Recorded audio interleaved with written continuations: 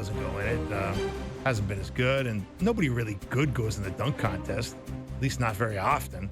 So it's a low bar, but I'm going to give it to the home run derby. I'm going to say no guy. I'm an anti-all-star break gimmick guy. I just don't. You don't like any of them? No, I don't.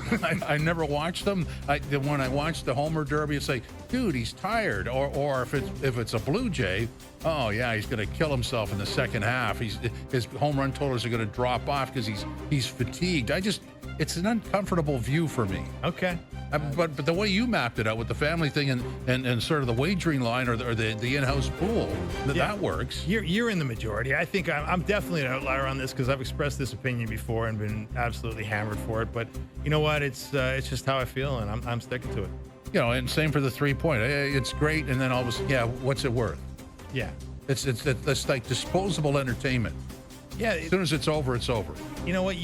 The only good thing about those things is you do get some occasional classic moments. You get a Vince Carter doing what he did 25 years ago. You get a Steph Curry doing something special. You know, you get I really love the one where they had Steph versus Sabrina there. With the crossover between the WNBA and the NBA. Those things, I think those things have a potential to be really fun. But it's hard to sustain them year after year after year. And time sort of erodes. Like the NHL, one of the very first ones that I think was noteworthy was the hardest shot. Yeah, that was fun. It was, but now nobody takes a slap shot, so what's it worth? Exactly. Exactly. So let's veer into that game we started the broadcast with, mini-mags. So let's apply it to the Toronto Maple Leafs.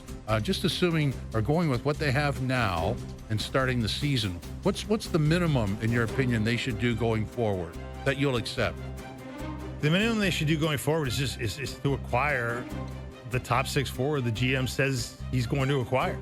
I mean, I think doing what you say you're going to do is important as a hockey executive, especially in a place like Toronto. So Brad Treliving has pointed to that as a expectation, and I think every Leaf fan is waiting around to see who that guy is and who he becomes. And we all know it's not going to be easy. We all know they don't have a ton of trade pieces to deal with here, but Brad Treliving has certainly pointed to that as a need, and I think everybody agrees.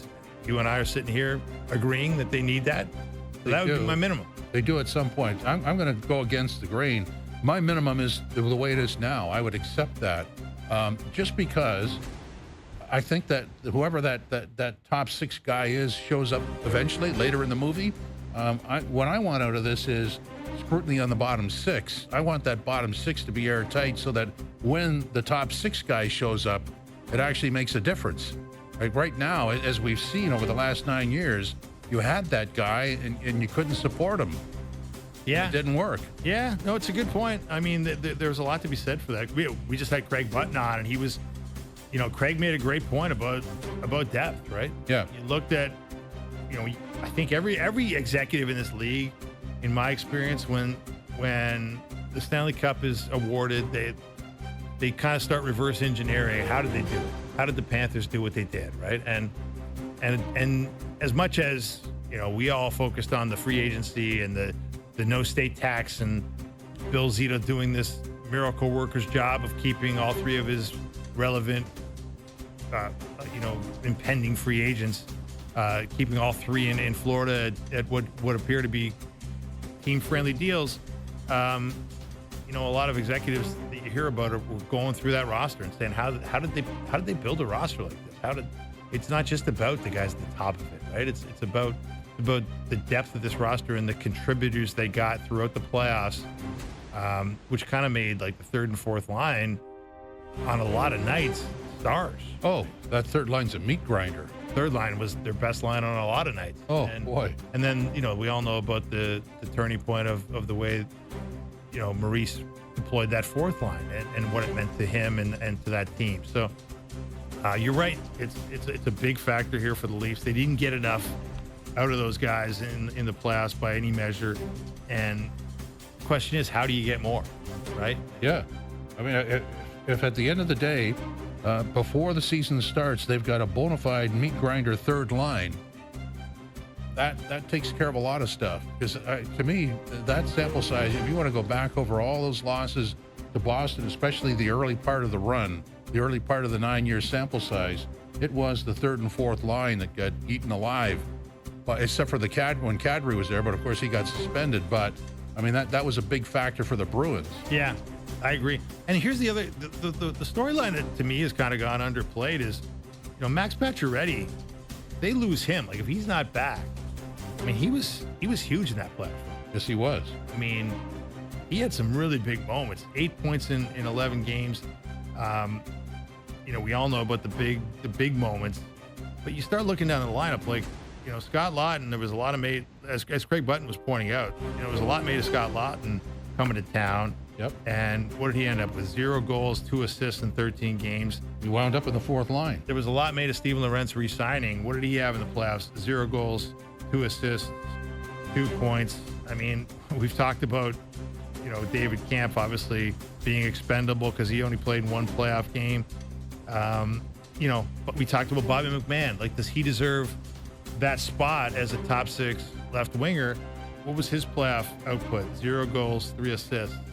Bobby McMahon, a guy who prides himself on popping in a goal now and then, didn't get one in the playoffs. He could be, if he could up that game where it's consistent, that could plug a big hole. Yeah, I think that's a great point you make. Like, they're going to need.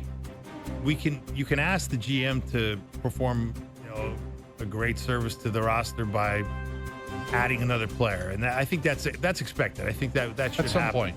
Yep. But like, clearly, they're going to need some of these guys to do more. Yeah, on the existing roster. It's sort of like a cast call that we talked about this before about the top right winger and the second line left winger, but really it puts pressure on who's ever on the third and fourth line to deliver.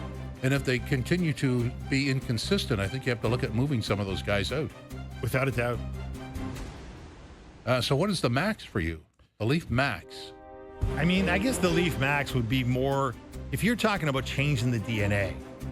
And I think you get, listening to Brad Treliving, he did an interview on Overdrive on free agency day, and he's done a handful of interviews since he uttered that phrase, change the DNA. Yeah. I think he probably wants to walk that back a little bit because I think a lot of us interpret it as change a lot of personnel, right? Because DNA kind of implies. But he did say like the entire organization, so that sort of dissipated some of the blame, I guess. But I don't know. Is somebody not on the ice responsible for that? Exactly. So my thing would be, but if you're really, I think there's a lot of people who believe that,